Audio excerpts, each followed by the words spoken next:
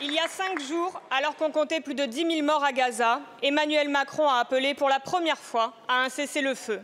Il a plus tard ajouté qu'il n'y a aucune raison et aucune légitimité à bombarder et tuer des bébés, des femmes, des personnes âgées.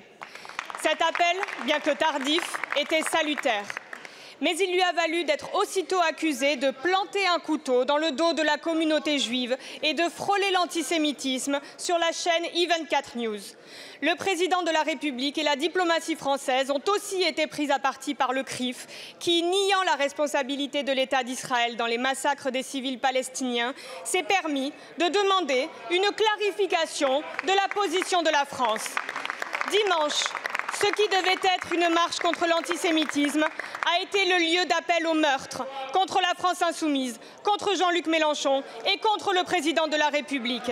Des journalistes ont été agressés, des militants pour la paix en Palestine ont été frappés.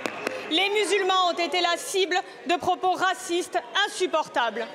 Et pendant que le petit monde politico-médiatique français se gargarise de cette journée désastreuse, la presse étrangère est sidérée par le blanchiment de l'extrême droite qui a lieu en France sur le dos de la lutte contre l'antisémitisme. À la France insoumise, nous refusons que soit rétrécie la lutte contre l'antisémitisme, contre le racisme et contre l'extrême droite, qui en est le premier vecteur.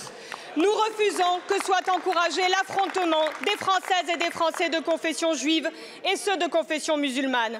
Chaque samedi, les marches pour le cessez-le-feu et pour la paix sont une formidable démonstration d'unité du peuple. Madame la Première ministre, condamnez-vous les propos racistes contre nos compatriotes musulmans? Le ministère de l'Intérieur va-t-il interdire la Ligue de défense juive? Condamnez-vous le communiqué du CRIF et les propos tenus contre le président de la République? Je vous remercie.